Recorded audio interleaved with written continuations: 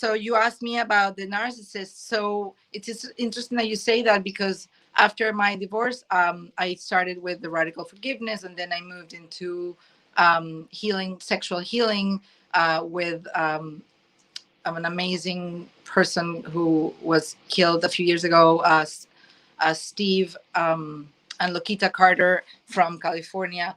Um, that they come from the school of Margot Anand on Tantra, and it's not tantric love or tantric sex or anything like that. There was nothing less erotic in what we did. That I could not have thought of anything less erotic than sexual healing training with this group. And it was so amazingly freeing. Like, if anybody has any issues with their self-image in this group, if anybody's listening, take it from me, I was the most dysmorphic. I married a plastic surgeon. I actually married a plastic surgeon because I was bulimic, and I I married a plastic surgeon because I thought I loved him, or I really loved him. But was I really in love with him, or was I in love with the idea that he could actually save me from my dysmorphia? Because Wow. myself in the mirror, I would see a monster. I would see myself as so ugly, and I would compare myself with my sisters, and I would like, or anybody who had a better body or better. And I submitted myself to surgeries. Yeah, I did, allowing a resident to actually experiment on me so that I could actually look better. Wow. So after I left him, realizing I didn't know the word narcissist at the time. I did not know. That was I was 34. I did not know the word narcissist. I had a baby in my arms, and I figured I have to get out of here before I have another baby in my arms. And so, and then I won't be able to, or I won't want to, or I don't know. I was at that time living in Mexico for a few years. He's Mexican, and I started the road with a radical forgiveness. Then I moved to sexual healing, and I started discovering more and more people like narcissists, that I would attract more of this type of men. And then I discovered something really interesting with one of them, which was that when he would scream and yell loud as crazy, yes, I would be scared, but I was also feeling a sense of like, I don't know if it was pleasure, but there was, I know the adult was like, what the, you know, like, he's crazy. And I was like scared, but the child in me was actually like, oh, he cares that much as to shout. That's how much he cares. Wow, that's interesting. Because my dad would not raise his voice. He would not talk, because the treatment of a narcissist is silent treatment a lot of times. Yes. Yeah. So somebody to yell at me, that meant he really, really cared. A man who would yell at me, that means that he really was willing to get out of his, composture, like proper, you know, and show himself as a demon because he really cared. That's how twisted Wow. it was. And so then I decided to start doing working with or studying coaching. First, I went on to the ontological coaching, and then I did the transpersonal coaching and the primal dance. And then I did the systemic management to work with constellations, with families or with organizations. And then crazy things started happening. And I was getting like jobs that I didn't even know I could do, like investigative research for a criminal, for one of the most notorious criminals of this century. And I went to prison. I sat with him in a cell and with no guards as a coach. And people ask me, weren't you scared? And I always say, I didn't see the psychopath. It did not show up for me. And when I go back to the moment prior to getting into the prison, I had done my primal dance, my grounding, and I had connected to my psychopath, to my own crazy, to the Wow. possibility of crossing the line. And so when I showed up, we were equal. So why would the psychopath show up to me when I meant no threat to him? So So that's how I explain empathy, how you can actually learn the love language of, and if you get to learn the love language of any person, there's nothing you cannot get from that person, not in a manipulative way, meaning whether it is you're selling something, you're buying something, you want to help them and they don't want help.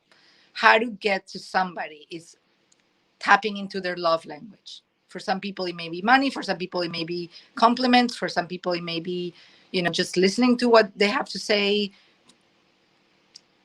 You name it. But if you can tap into the love language of that person, on that day, I said, I'm going to tap into the love language of this killer.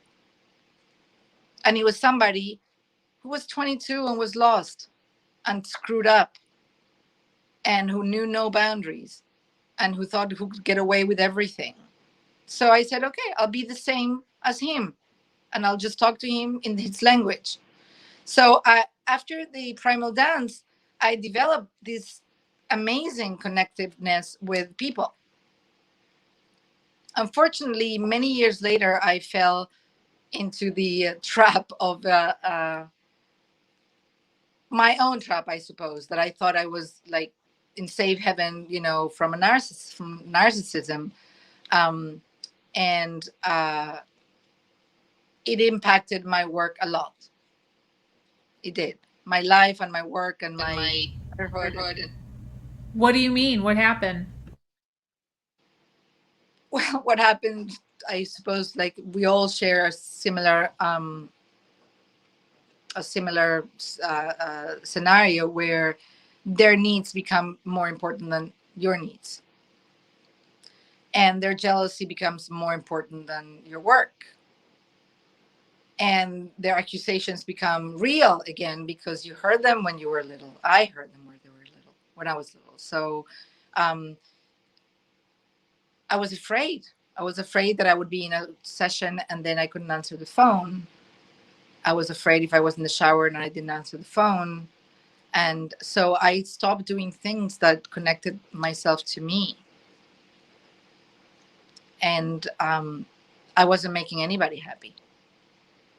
I wasn't making him happy. I wasn't making my son happy. I wasn't making me happy. I wasn't making my family, anybody happy. So all the work that I had done for many years, where I realized that I had not finished it. I had not finished it. And that's the one thing that happened to me last week. I kind of felt embarrassed about, like, still having doubts about myself. And I went back and did the whole road of or 20 years again, from that moment in the hospital where the doctor said, you have an identity. And I said to the doctor, well, I'm happy the doctor also has, sometimes she doesn't know what she wants. And I want to tell everybody who's listening is that um,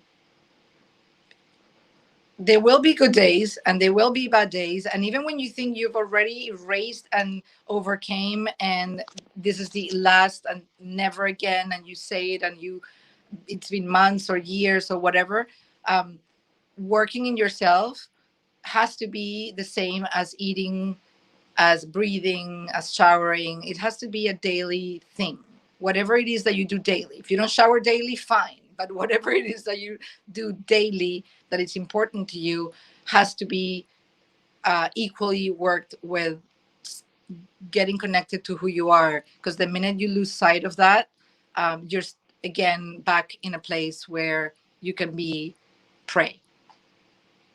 Lions never stop chasing, and deers never stop running.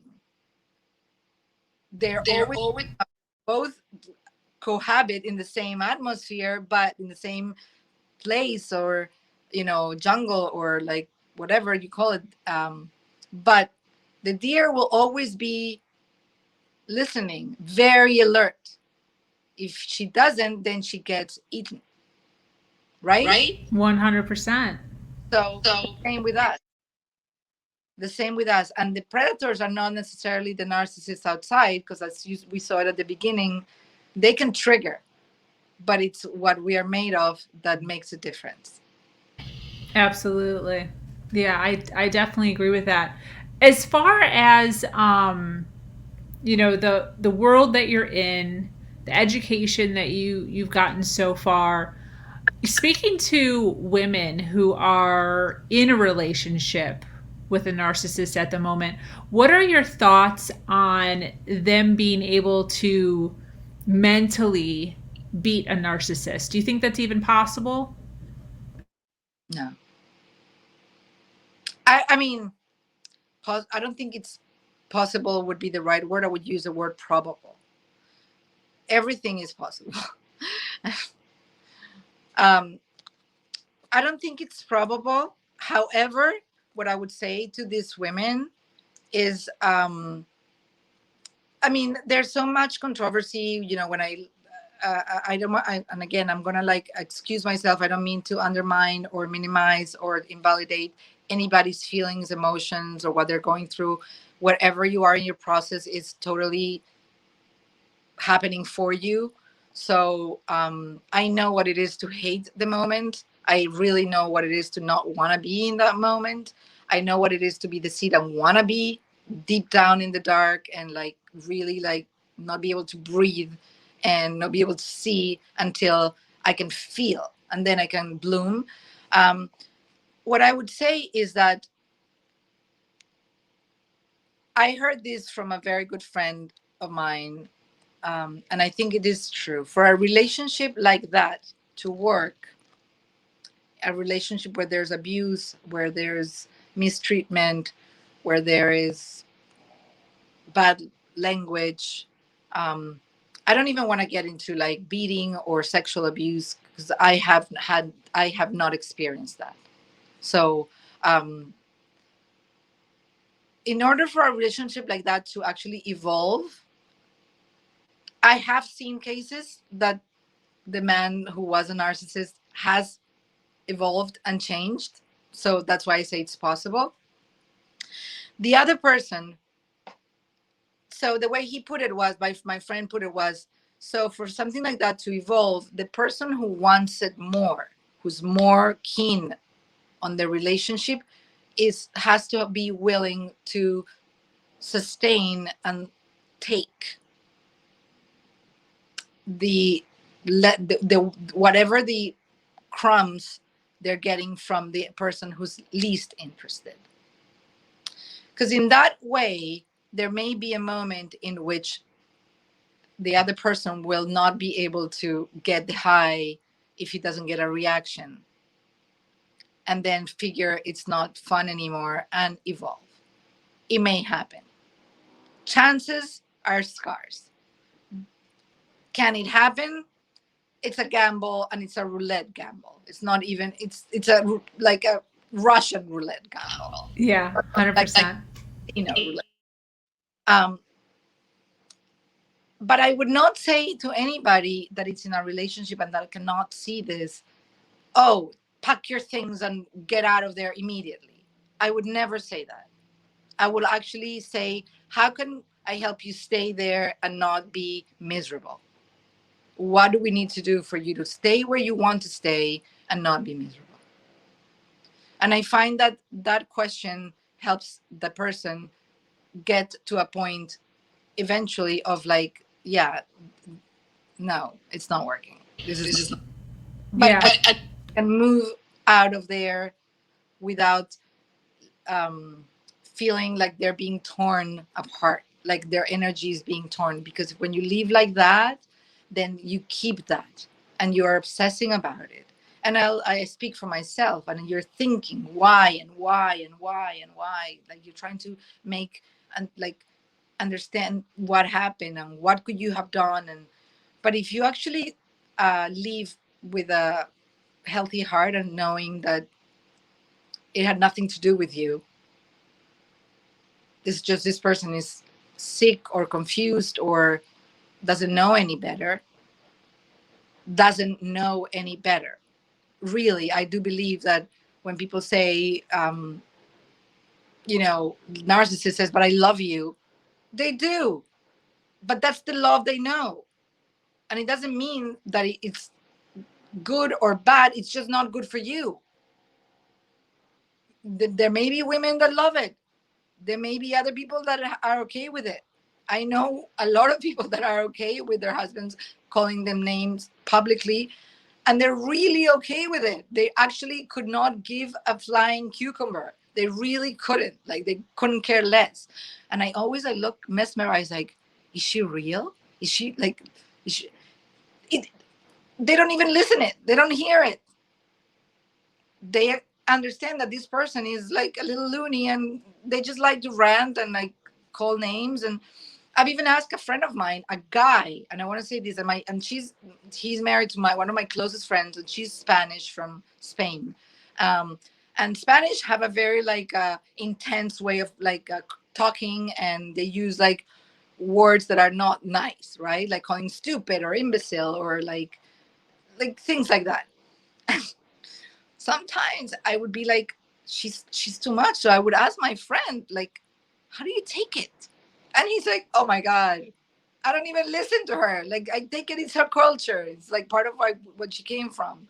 I don't listen to that. So it's not just narcissistic men. There's also narcissistic women, and they're not necessarily evil.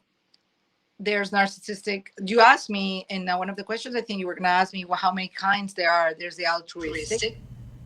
The altruistic loves to, they love, and they thank you notes. They love to give. They just love to feel like they're gods to the world. There's a cover, there's a non-cover. There's many kinds of like narcissistic. I actually believe that we all have, everybody has a little bit of it, a little bit of it. I don't know if that answered your question. Yeah, it did. Do you know what other types of narcissists there are?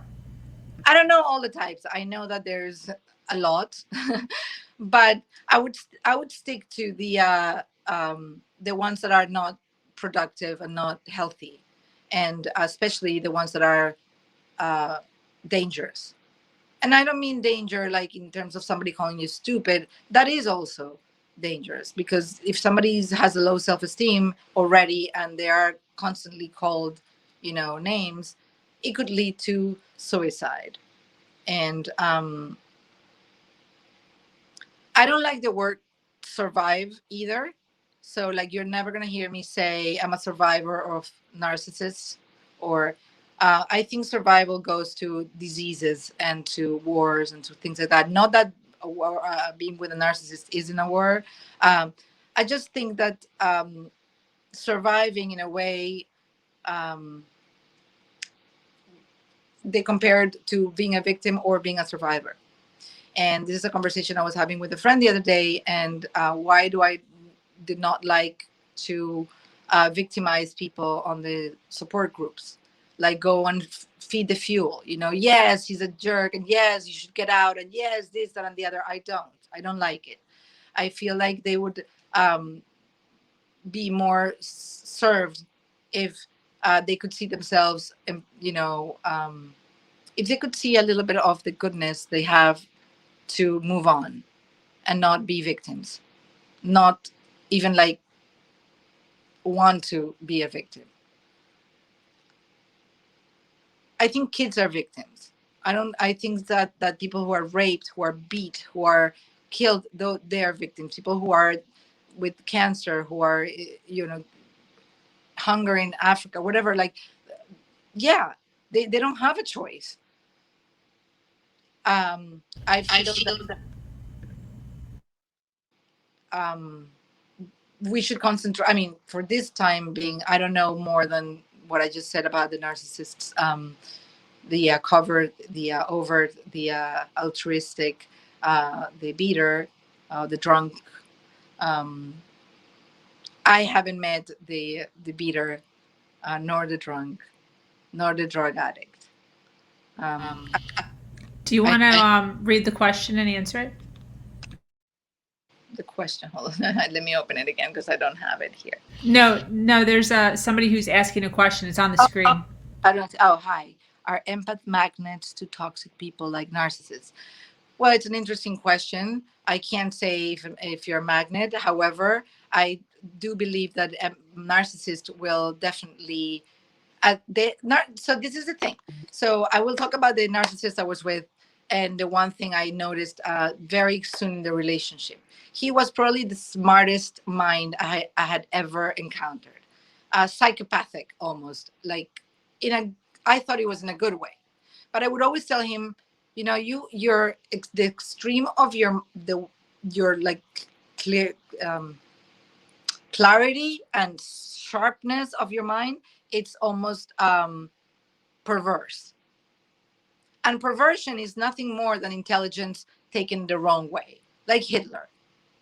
It's really smart people that don't know how to use it productively, so they use it. So if you ask me if a narcissist if we're magnets, I don't think that we are magnets at all. We are people. We are just flesh and bone and feelings, emotions, thoughts, histories, stories. We're not magnets. However, I would say that narcissists need people who are sensitive enough to that are empaths, who are sensitive enough for both reasons. One, because this is the game at the beginning with the love bombing. I also learned about the love bombing phrase very short while ago, but I've been seeing it a lot. Um, in the love bombing, they adore. They actually do fall in love with that beautiful empath they are seeing in front of them, who is transparent, who's open, who's given everything, who's not withholding information about their life, who's not like casting away their like wounds so that they're not touched, who's like willing to help them or willing to help other people. To today, the narcissist, or like, well, the person I was with, would say to me, the one thing that I love the most about you is your sensitivity. What is that telling me? I am so sensitive, I can actually feel the pain, feel the rain, feel the sun, feel what's not happening, feel what he's doing, and he loves it. Why is he loving it? I was metaphorically speaking. Of course, I know how you were metaphorically speaking. They can sniff, yes, of course. That's exactly what I'm saying. Is they love a person who's an empath. Are they going to sniff like a hound and discover that you're an empath, and that's why they're gonna get close to you? No, I don't think that we are like that. I don't think that that's what happens. I think that empaths have a vibe. We have a vibe, whether we know it or not. We talk, we are out there, we are outspoken, and we want to help people. And there are the same way there are pedophiles and there are criminals looking at houses which are empty and they can go in. There are people who are listening, and you don't know who's listening to you. But in among those people, there may be one narcissist, and will listen to you and will say, okay, this person sounds like she's sensitive, this person sounds like he or she is sweet, this person sounds like she's understanding, she's giving, he's generous. So this is a good chance for me to take, to feed. Vampires go out in the light, right? Vampires don't go out in the light because they're afraid of being seen. They what do you call it, they destroy themselves with the light, so they have to work in the shadows. And which is the shadow is our shadows. So while we're shining as empaths, we don't realize it, but there's a shadow behind that we are not seeing about ourselves. And that's how it gets. So it's like a spiritual contract. It can't work if it's not. It's like a buckle. Thank you, Adam. Thank you so much for your questions. Um, it's like a buckle and a belt. If you don't have the thing that goes into the hole, that stick, then you'll be able to like close it, like, and it would last maybe, but it won't be fitted. You know what I mean? So in order for a narcissist to really take from you, um, it's because you are working in a shadow. Your light, you think you are shining, but you're not shining. You are only covering up your shadow, and that's what they can. That's how they can work. They can't work during the light. Does it make sense? Yeah, 100%. And as far as the sniffing goes, a lot of times to kind of correlate that metaphor, uh, when they're sniffing would be testing. So they just slightly just kind of test your boundaries little by little, and slowly it gets a little more intrusive and a little more intrusive, and they just keep pushing you to see how far you'll go. And the individual that has no boundaries will continue to allow them to push and push and push. Now, where it cuts off, which is what you were talking about earlier, as far as the difference between paper and a phone and blowing, is a person who has set boundaries.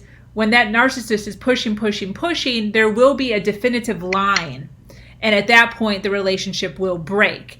But as long as the narcissist can continue to sniff and push those boundaries, and the empath or that individual continues to allow it, that's when the relationship actually becomes a relationship. And that's how you get stuck in the claws, and that's the magnetism that happens. But a lot of it is on the power of the empath. Well, and it's interesting because, I mean, if that's what he meant by sniffing, then yes. What I interpreted he meant by sniffing is like when he said, "Are we magnets? Can they sniff?" It's like, can they actually go into a room with 1,000 people and like smell? Oh, there's an empath. I'm gonna go straight to that person. No, they'll start a conversation with anybody. If they see a boundary, they'll move to the next person, and then they'll do a conversation with that anybody, and do exactly what you say, go further until they find where they can actually host their seed and stay there.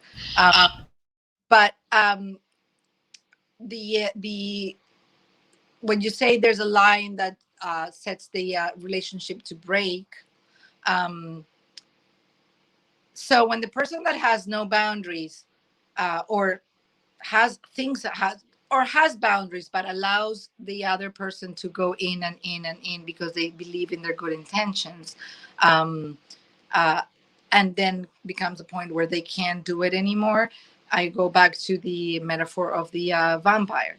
When you and the toolbox, when you're not aware of your tools, of what you're made of, and you're not connecting to your shadow as well as to your light, when you're shining, then that is the moment when the narcissist has an edge to go in, because they cannot go in during the when you're they can go in while the light is bright and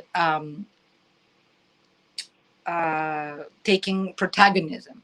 They can only go in when you're not aware of your shadow, and they can sneak in to your shadow. I love that. I totally agree with you. Our shadow take the crap. It's our shadow. It's our unhealed wounds. It's our past, our, shames, our mistakes, our the things that we still carry that we don't want the world to see, and sometimes we don't want to see. That gives them the opportunity to actually beat the crap out of us further and further and further again, to relive that experience. So it's not to us, it's happening for us. Yeah. Speaking of that, we've talked a lot about things happening for us. Do you think that there is any good? Like, what is the good that could come from being with a narcissist? I think there's, as I said, I think there's a silver lining in everything that happens. Um, I think that a good that can come from being, you mean like being and staying or being and leaving? Either one. Well, I was, a while ago, somebody from a group contacted me because they were trying to help a lady who was in a relationship with a narcissist and who could not leave.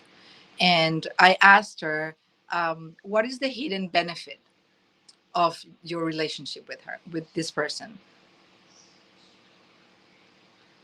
Oh, yeah. Well, Adam, that's one thing. But there's more.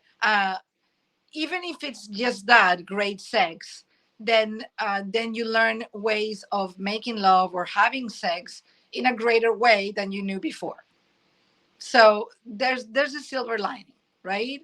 um, the delusional love bombing, well, then you learn that you can be delusional in your needs. When you need to feel loved, then you can turn your reality check switch off and become delusional. Now you know better. Now you know that you need to be checking in that reality check button constantly so that you don't become delusional. So there is benefits to it. Now, when I asked this person, that woman, what was the benefit of being in their relationship, she couldn't understand the question. And I said, there's always a hidden benefit, even if we can't see it.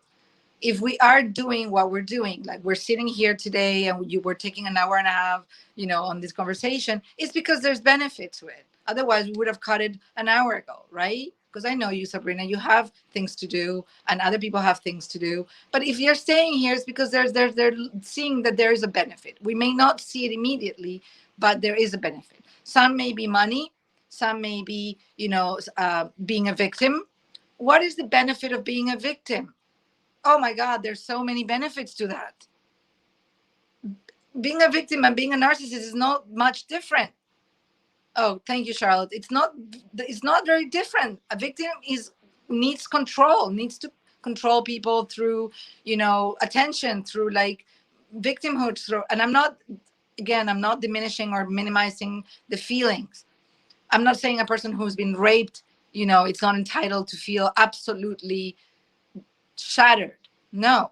What I'm saying is that there are benefits. When she was able to see that her benefit was something that was destructive and that she was the one beating herself with money, with stability, with like the grand things that she was not leaving the relation and with being the victim of the relationship and him being the bad guy. Most of the times we don't leave because we feel bad of being the bad guys.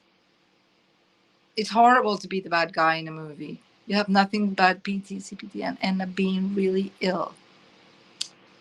Yeah, you may end up like that, and maybe that's what you want, and And maybe maybe in a unhealthy way from not healing wounds from your childhood, you may want to repeat the same story over and over, and until you tell yourself, okay, I'm doing this to myself, because we saw it with the phone and the paper. You did exactly the same thing to both elements and they both reacted differently. So is it you doing it, or is the quality of what they're made of that's causing them to react, right? right? I totally agree. And for Adam to know what she's talking about, you have to go through the replay. But we did, she had me do this really awesome visual with two different things. And it really, really makes you really visually and mentally see exactly what she's talking about right now. So when this is over, go back and listen to like the first 15, 20 minutes of this, and you'll understand what she's talking about. I can tell Adam also, very simple. If you put a glass of water in the freezer, what's going to happen to the water? It's going to freeze, right? It's going to become ice, but it's still water. And if you let it in the air outside, it will evaporate, but it's still water. It does not change its quality. It changed its form. It changed how it reacts to the external external, like stimulus, but it does not change what it is. It's still what. Absolutely. I love that. Um, so when she was able to see the benefit in her this in what she was staying there, it took her a while. But then I got a call and said, I have to thank you because my friend was able to leave. And finally it wasn't about being empowered. The word empowerment, to me, it sounds like it makes a little bit of noise because it almost like it sounds to me anyhow, as if we are declaring we have no power, so we need to be empowered. It's more about grounding and taking from the earth, from the ground, the courage to actually do whatever we need to do to survive in a primal way. How a baby survives if it's left in a nest, outside a house, abandoned, he can survive. He can survive. He'll cry until somebody will hear his cries and somebody will pick him up. I don't say every baby will survive, but so if we can connect to that primal being, then the chances are is that we're going to be able to find what is the benefit that we have in everything we do. Absolutely. I agree with that.